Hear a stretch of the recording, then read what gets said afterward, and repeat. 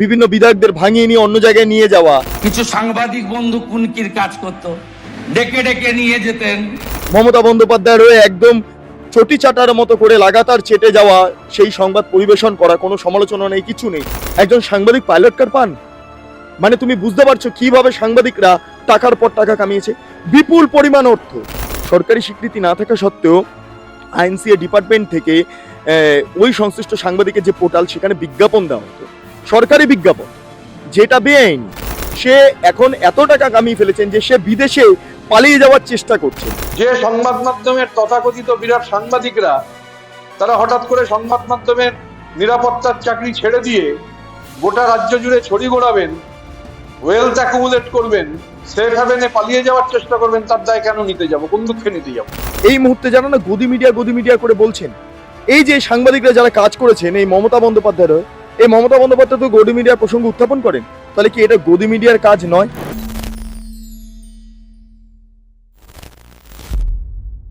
আচ্ছা, সাংবাদিকদের কাজটা কি? গণতন্ত্রের চতুর্থ স্তম্ভ এই সাংবাদিকদের কাজটা কি, সেটা এই বিগত দিনে যে অধিবেশন চলছে, রাজ্যের মুখ্যমন্ত্রী শুভেন্দু অধিকারী বলতে গিয়ে কুনকি হাতি প্রসঙ্গে একটি সাংবাদিককে তুলনা করলেন। এই কুনকি হাতি সাংবাদিক বলতে কাদেরকে তিনি বলতে বোঝাচ্ছেন?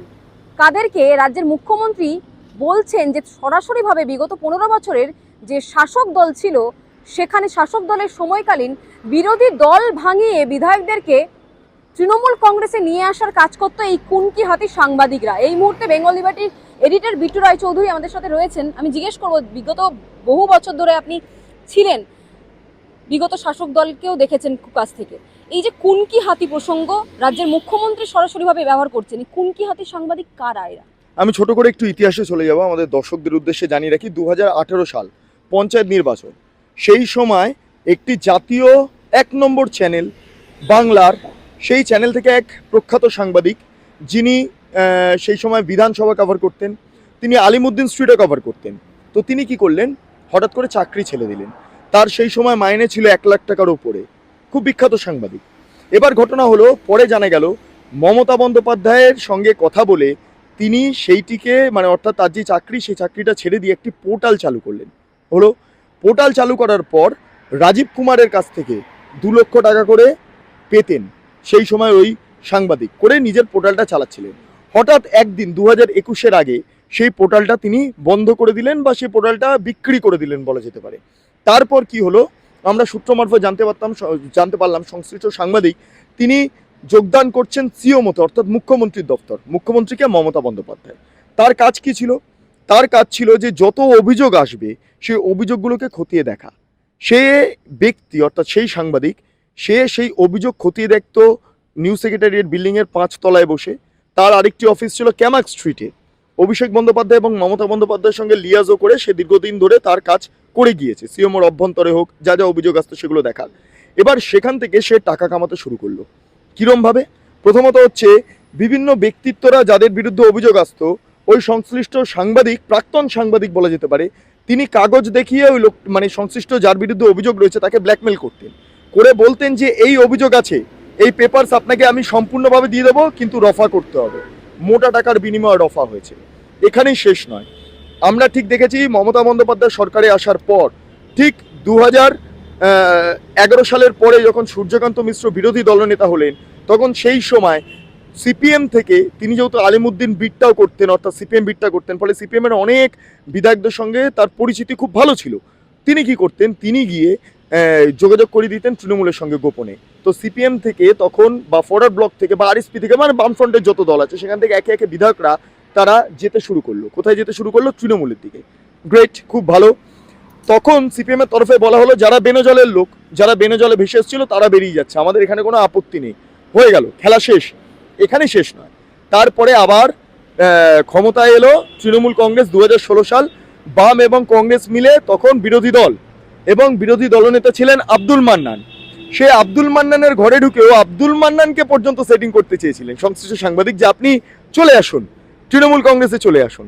যাই হোক, আব্দুল মান্নান খুব রেগে গিয়ে সংশ্লিষ্ট সাংবাদিকের ঢোকা বন্ধ করেছেন। তখন কিন্তু তিনি সাংবাদিকতাই করছেন, এই 2016।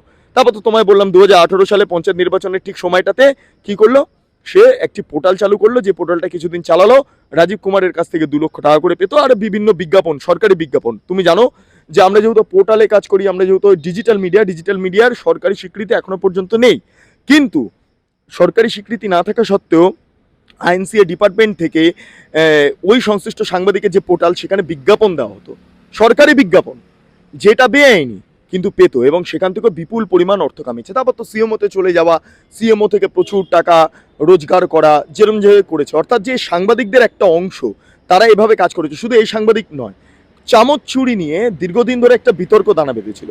মমতা বন্দ্যোপাধ্যায় ইউরোপে গিয়েছেন শিল্প আনতে, কিছু সাংবাদিকদের নিয়ে গেছেন, সেই সাংবাদিকের মধ্যে একজন প্রবীণ সাংবাদিক, তিনি কি করেছেন, চামচ চুরি করে ফেলেছিলেন। সেটা নিয়ে খবরও হয়, সেটা নিয়ে মমতা বন্দ্যোপাধ্যায় ক্ষুব্ধ হয়ে যায়, যে মমতা বন্দ্যোপাধ্যায় তো সাংবাদিকদের তুই করে কথা বলতেন, তো ওই মমতা বন্দ্যোপাধ্যায় তিনি ডিরেক্টলি বলছেন, তোর জন্য আমার সম্মান নষ্ট হলো এই চামচ চুরি ইস্যুকে কেন্দ্র করে। এইটা হচ্ছে গল্প, এবং এই ব্যক্তিও সে ওই লিয়াজোটা করতো। আর বর্তমানে আরেকজন ওই প্রথম শ্রেণীর সংবাদ মাধ্যমের সঙ্গে জড়িত, তিনিও ওই লিয়াজোর কাজটা করতেন। ফলে যখন তৃণমূল কংগ্রেসের পতন হচ্ছে, তারা কিন্তু তাদের বুক ধুকপুক করতে শুরু করে যে এবার তাদের কি হবে। যাই হোক, সংশ্লিষ্ট যে সিএমওতে কাজ করতেন যে ব্যক্তি, যে টাকা কামাতেন, সে এখন এত টাকা কামিয়ে ফেলেছেন যে সে বিদেশে পালিয়ে যাওয়ার চেষ্টা করছেন। তার ছেলেকে বিদেশি ভাষা শিখিয়েছেন, সে নিজেও বিদেশি ভাষা শিখেছেন, এবং ইউরোপের কোনো একটি দেশে পালিয়ে যাওয়ার চিন্তাভাবনা সে করছেন, এইটা আমাদের কাছে খবর রয়েছে। কিন্তু ইতিমধ্যে রাজ্যের মুখ্যমন্ত্রী শুভেন্দু অধিকারী এবং রাজ্যের বিরোধী দলনেতা ঋতব্রত বন্দ্যোপাধ্যায়, তারা কিন্তু এই প্রসঙ্গটা উত্থাপন করেছেন যে এই কুনকি হাতি ওই প্রাক্তন সাংবাদিক। হ্যাঁ, মানে সাংবাদিকতার কাজ ছেড়ে দিয়ে সরকারের দালালি করা, একটা মিডলম্যানের কাজ করা, আজকের বিরোধী দলনেতা ঋতব্রত বন্দ্যোপাধ্যায় তিনিও এই প্রসঙ্গে বললেন।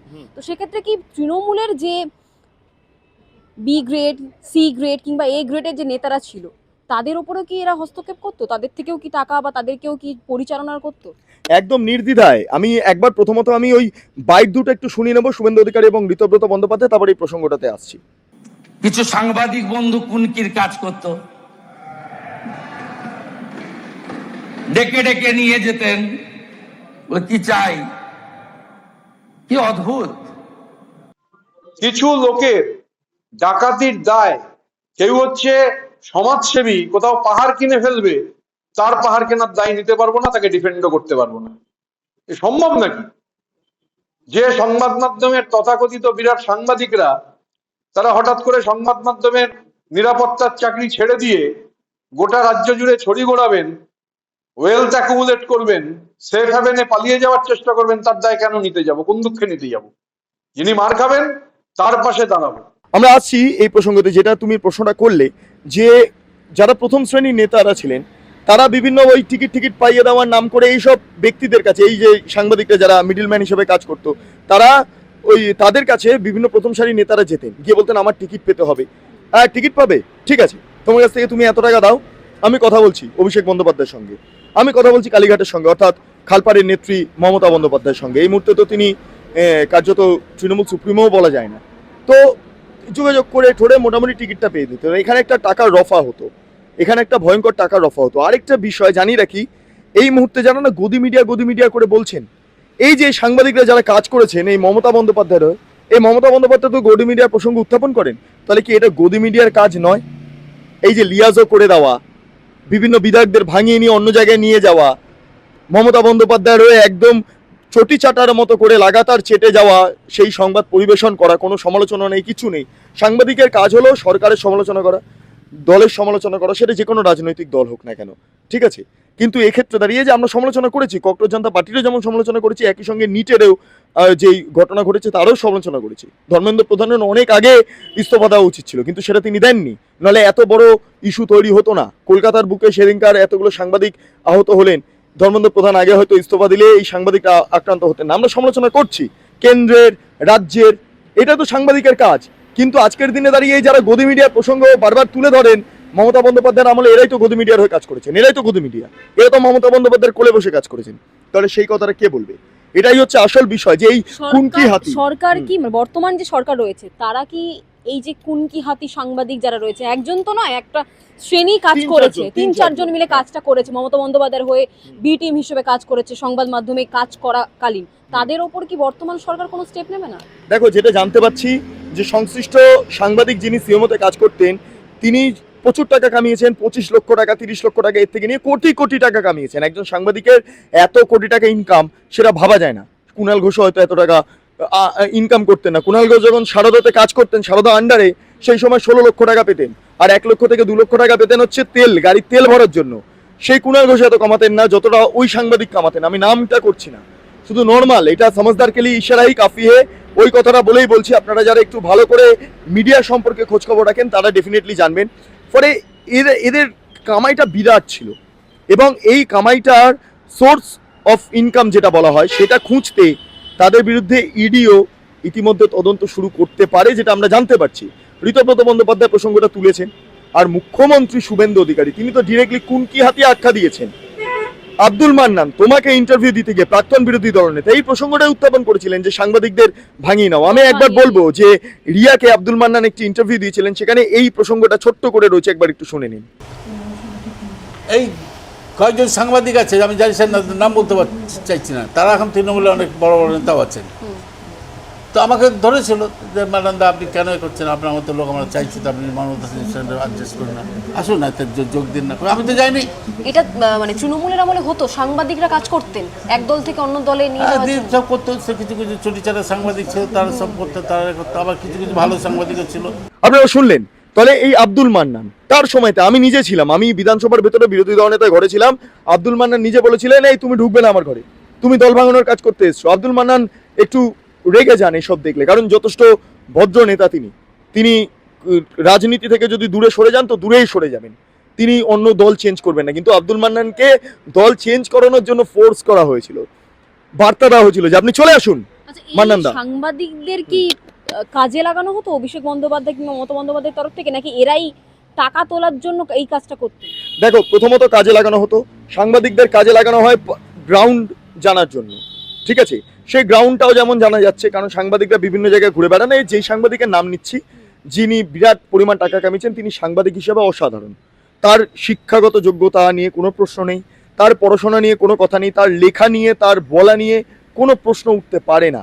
কিন্তু তিনি যে কাজটা করেছেন সেটা সাংবাদিকতার এথিক্সের বাইরে। এই যারা বলছি না গদি মিডিয়া বলে কথা বলছেন, তারা এই সাংবাদিকের ভূমিকা দেখে কি বলবেন? মমতা বন্দ্যোপাধ্যায় তাহলে গদি মিডিয়া হিসেবে কাজ করাননি, মমতা বন্দ্যোপাধ্যায় নিয়ন্ত্রণ করেননি মিডিয়াকে, মমতা বন্দ্যোপাধ্যায় মিডিয়াকে টাকা দেননি, মমতা বন্দ্যোপাধ্যায় মিডিয়া যারা ছিলেন তাদেরকে, যারা তার ছটি চেটে বেড়ান, যাদের অনেকে চাকরি চলে গিয়েছে। আমি আজকে জানলাম, এক পুলিশের কাছে জানলাম, সিএম এসছিলেন, ওই সিএম এর ওখানে এক পুলিশ অফিসার দাঁড়িয়েছিলেন, ঠিক আছে? তিনি আমাকে বলছেন যে মমতা বন্দ্যোপাধ্যায়ের সঙ্গে একজন সাংবাদিক, যিনি একটি ন্যাশনাল চ্যানেলে, হ্যাঁ তিনি 3 নম্বর, ওই চ্যানেলটা সম্ভবত টিআরপি রিপোর্টে এই মুহূর্তে 3 থেকে 4 নম্বর র্যাঙ্কে রয়েছে। তো যাই হোক, সে মমতা বন্দ্যোপাধ্যায় গাড়িতে ঘুরে বেড়াতেন এবং তার বাড়ি ছিল হাওড়াতে। তিনি 2টো পাইলট কার পেতেন। একজন সাংবাদিক পাইলট কার পান মানে তুমি বুঝতে পারছো কিভাবে সাংবাদিকরা টাকার পর টাকা কামিয়েছে। বিপুল পরিমাণ অর্থ টাকা নিয়েছে, সিঙ্গাপুরে ফ্ল্যাট, টাকা নিয়েছে বিদেশে, অর্থাৎ এই ইউরোপে ফ্ল্যাট ট্যাট কিনে শিফট হয়ে যাওয়ার চেষ্টা করছেন। ফলে এই এত টাকা ইনকাম, এত টাকা কামাই, এটা তো করেছে, এবং এই টাকাগুলো তোলা হয়েছে, রীতিমতো তোলা যেটাকে বলে, সাংবাদিকরা এভাবে টাকা তুলেছে। ফলে এইখানে দাঁড়িয়ে যে কুনকি হাতির প্রসঙ্গটা উত্থাপন করা হচ্ছে না, অর্থাৎ মুখ্যমন্ত্রী যখন এই কথাটা বলেছেন, ফলে সংশ্লিষ্ট সাংবাদিকদের বিপদ আসন্ন।